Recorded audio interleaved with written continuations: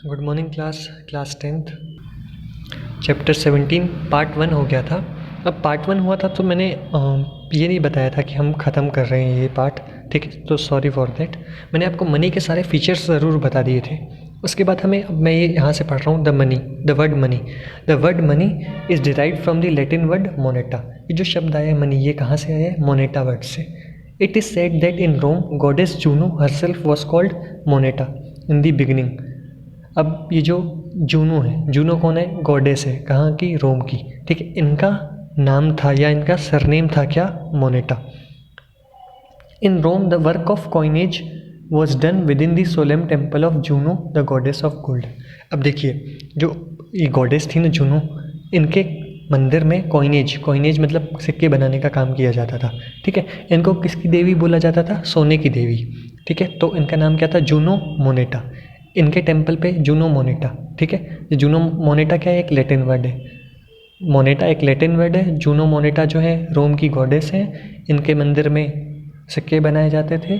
ये कौन सी देवी थी? एक सोने की देवी, ठीक है। तो सोना या कह सकते हैं वेल्थ, तो इसीलिए उससे रिलेटेड एक वर्ड मोनेटा लिया गया होगा, मनी, ओके।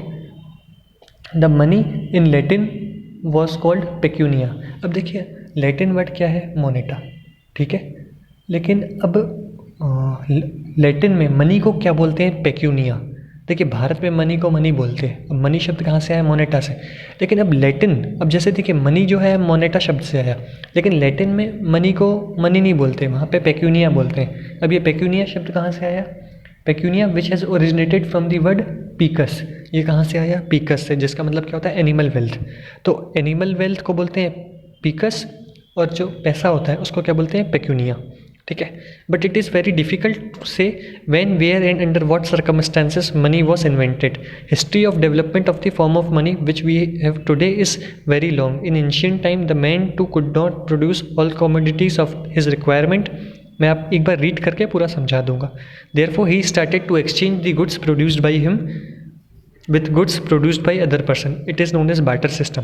देखिए, जो अभी मनी यूज़ कर रहे हैं या ये जो मनी पढ़ रहे हैं, ये अभी नहीं बना है, बहुत पहले से बना है, ठीक है। बहुत पहले से ही ये चला आ रहा है। अब ये ज़रूर है कि इवोल्यूशन होता गया मनी में, ठीक है। पहले दूसरे गोल्ड कॉइन्स थे, सिल्वर कॉइन, अब स्टील कॉइन्स हैं, दूसरे मेटल के कॉइन्स हैं, ठीक है। तो अब होता क्या था? पहले तो स्टार्टिंग में मनी था ही नहीं। जब मनी नहीं था तो किसका यूज़ होता था? बार्टर सिस्टम का। बार्टर सिस्टम को बोलते हैं सीसी मार्केट या सीसी इकोनॉमी, मतलब कॉमोडिटी फॉर कॉमोडिटी। होता क्या था? मुझे अगर किसी चीज़ की ज़रूरत है, मुझे अगर गेहूं की ज़रूरत है और सामने वाले को दूध की ज़रूरत है, तो मैंने उसे दूध दे दिया और उससे गेहूं ले लिया। ये होता था बार्टर सिस्टम, ठीक है। पर बार्टर सिस्टम की ना कुछ डीमेरिट्स थे, डिफ़िकल्टीज थी। क्या? मान लीजिए मैंने सामने वाले से गेहूं लिया, ठीक है। अब मैं उसे दूध दे रहा हूँ, वो बोल रहा है मुझे दूध नहीं चाहिए, मुझे उसके बदले में दाल चाहिए, पर दाल मेरे पास है नहीं, तो कैसे मैं उसे पे ऑफ करूँ, ठीक है। तो इधर पे एक डबल कोइंसिडेंस ऑफ वांट्स होता था। डबल कोइंसिडेंस ऑफ वांट्स मतलब एक इत्तेफाक होना चाहिए दोनों तरफ। जो मुझे चाहिए हो वो उसके पास होना चाहिए, जो उसे चाहिए हो वो मेरे पास होना चाहिए। ये एक इत्तेफाक इतना बड़ा इत्तेफाक होगा, मतलब एक रेयर सिचुएशन है बहुत। दोनों के पास ऐसी चीज़ें होंगी तो ही हम लोग एक्सचेंज कर सकते हैं, ठीक है। और हो सकता है कि मुझे उससे दूध चाहिए या चावल चाहिए, पर उसका बेचने का मन न हो तो, ठीक है। या इवन वो बेच भी दे, पर मैं उसे अगर दूध दूंगा तो अगर मैंने उसे मिल्क सेल किया तो उसके पास मिल्क पहले से उसके पास अवेलेबल हो सकता है ना। वो बोले मैं क्या करूँगा, मेरे पास तो पहले से ही है, मुझे दाल दे दो, तो दाल लेकिन मेरे पास है नहीं। तो ऐसा होता था double coincidence of wants. Fraction की दिक्कत आती थी। फॉर एग्जांपल, ऐसे मैंने उसको पूरी एक गाय सेल की, ठीक है। अब गाय सेल की मैंने उससे सबसे पहले 1 किलो चावल लिया, उसने मुझे दे दिया। मैंने कहा मेरे पास देने को सिर्फ गाय है, तो ऐसा नहीं हो सकता ना मैं सिर्फ उसे गाय का पैर दे दूँ, मुझे पूरी गाय देनी पड़ेगी। लेकिन उस गाय के मुकाबले वो 1 किलो चावल कम है, या तो फिर मैं उससे 1000 किलो चावल ले लूँ, पर 1000 किलो चावल रखने की मेरे यहाँ जगह नहीं है। तो ये सब बार्टर सिस्टम में प्रॉब्लम्स थी, जिसकी वजह से क्या, मनी का इन्वेंशन हुआ। This system barter prevailed for a long time. Several difficulties of barter system arose with time. The major problem of this system was availability of such a person who could accept the commodity produced by a person and could make available the commodity required by him. ये जो मैंने अभी आपको बात बताई, double coincidence of wants. मेरे को जिस चीज़ की ज़रूरत है वो उसके पास होना ज़रूरी है, नहीं होगा तो कैसे होगा, और उसको जो चाहिए वो मेरे पास होना ज़रूरी है, ठीक है। तो ये दोनों चीज़ें अगर दोनों के पास होंगी तो ही हम एक्सचेंज कर पाएंगे। So such goods were discovered which could be accepted by all. So such goods were discovered which could be accepted by all. तो लोग क्या करते थे, अब जैसे क्या होगा, मुझे पता नहीं है कि मैं अगर कार बना रहा हूँ तो वो बिकेगी कि नहीं बिकेगी, तो मजबूरन मुझे क्या करना पड़ता था, मुझे अब गेहूँ की खेती करनी पड़ती थी, चावल की, तेल की, ठीक है। जिसकी वजह से क्या होता है, ये ऐसे गुड्स हैं जो बेच ही जाएंगे, पर ज़रूरी नहीं है मैं कार बनाऊँ तो कार बिके। तो उस वजह से क्या है, मैं कार नहीं बनाता था, क्योंकि वो जनरली एक्सेप्टेबल सबके यूज़ की चीज़ नहीं होती, वो लग्जरियस आइटम है, पर नेसेसिटी सब लोग लेते हैं। क्यों? क्योंकि अब सीधी सी बात है, मैं अगर कार बेचूंगा तो सामने वाला बोलेगा मुझे कार नहीं चाहिए, मुझे उसके बदले में दाल चाहिए, गेहूँ चाहिए, चावल चाहिए, ठीक है। उसके बदले में तुम मेरे से 1 लीटर या 2 लीटर दूध ले लो। तो जिसकी वजह से क्या होगा, मेरे को बनाने ही वही चीज़ें पड़ेंगी जिसकी नेसेसिटी है। तो डबल कोइंसिडेंस ऑफ वांट्स होता था। तो लोग करते क्या थे, किस किस चीज़ में डील करते थे, cow, goat, shells, fish, bones, skin of animal, ivory, ivory मतलब होता है हाथी जो रहता है उसके दांत, etcetera were accepted as a unit of money. इन सब चीज़ों को as a unit of money use किया जाता था, ठीक है। But this system almost brought many difficulties with it. पर इस सिस्टम में भी डिफ़िकल्टी आती थी, क्या? स्टैंडर्डाइजेशन। स्टैंडर्डाइजेशन मतलब एक स्टैंडर्डाइजेशन एक दिक्कत, दूसरी दिक्कत डिफ़िकल्टी ऑफ स्टोरिंग। स्टैंडर्डाइजेशन का मीनिंग ऐसा होता है कि मैंने अगर किसी को 1 लीटर दूध बोला कि मैं तुम्हें दूध सेल कर रहा हूँ 1 लीटर, ठीक है। तो उसने मुझे 2 किलो चावल दिए, तो मैं बोलूँगा नहीं मुझे 2.5 किलो चावल चाहिए। वो बोलेगा नहीं 1 लीटर दूध में तो 2 ही किलो चावल लेंगे। मैं बोलूँगा नहीं दूध अच्छा है तो इसके बदले में मुझे 2.5 लीटर चावल 2.5 किलो चावल चाहिए। तो होगा क्या कि इसमें तय नहीं है ना कि इसकी वैल्यू क्या है, इसकी वैल्यू क्या है।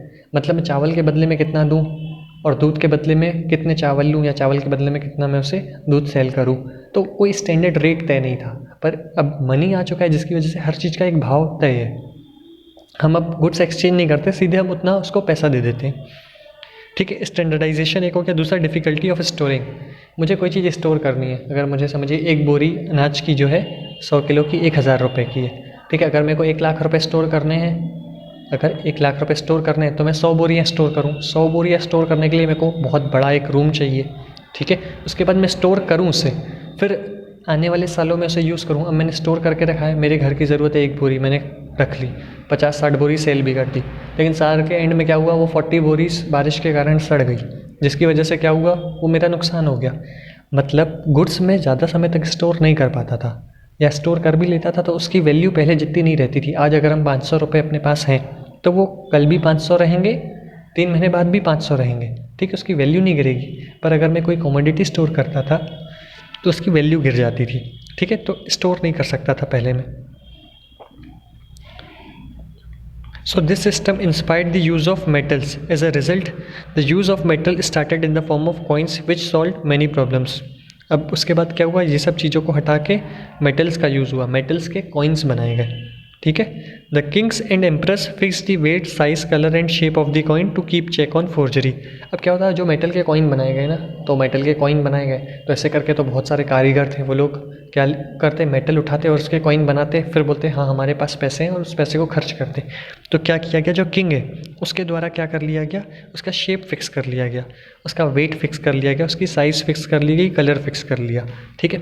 अब जैसे 20 का नोट ऑरेंज होता है, तो किसी भी कागज़, किसी भी ऑरेंज कागज़ पे आप 20 लिख दोगे तो वो 20 का नोट नहीं होगा। क्यों? क्योंकि उस पर गांधी जी नहीं बने। गांधी जी बना भी दोगे तो बीच से थोड़ा वाइट होता है, एक उसमें सिल्वर कलर की स्ट्रिप होती है, ठीक है, पीछे एक बिल्डिंग बनी होती है, नेशनल एम्बलम होता है। तो ये सब चीज़ें होती हैं जिसकी वजह से क्या होता है कि वो एक अलग से ही सिंबल, एक शो होता है जो अगला पर्सन कॉपी नहीं कर पाता है। तो ऐसे ही उसका वेट तय कर दिया गया, साइज़ तय कर दिए, कलर तय कर दिया गया और शेप, ठीक है। To keep check on forgery, मतलब लोग क्या करें, नकल ना करें या फ्रॉड ना करें। This coins were certified by the government through stamping.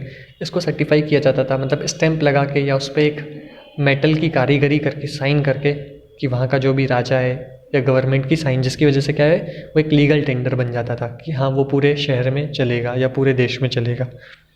Gold, silver, copper etcetera metals पर एक्सटेंसिवली यूज्ड एज कॉइन्स। कौन कौन से मेटल, गोल्ड, सिल्वर, कॉपर, ऐसे मेटल्स यूज़ होते थे कॉइन बनाने में। फिर क्या हुआ, मेटेलिक करेंसी में भी दिक्कत आने लगी। The difficulties of metallic currency arouse with the time. As a result, along with the development of banking system, paper currency was also developed.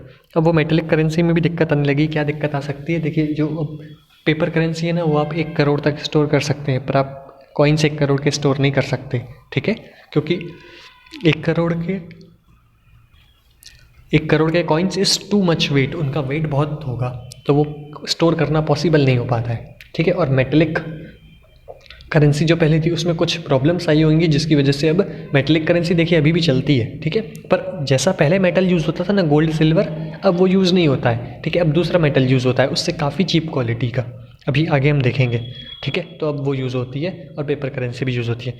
ATM का फुल फॉर्म क्या होता है? Automated teller machine. ये क्या होता है? एक मशीन होती है जिसके अंदर पैसे डले होते हैं। अगर हमारे बैंक अकाउंट में पैसे हैं तो हम एटीएम मशीन से पैसे निकाल सकते हैं, भले ही हम बैंक में जमा करके आए हैं, लेकिन हम एटीएम से पैसे निकाल सकते हैं, और एटीएम में हम पैसे जमा भी कर सकते हैं, तो हमारे अकाउंट में जाके पैसे जमा हो जाएंगे, ठीक है। नेक्स्ट पार्ट हम कल पढ़ेंगे। Thank you.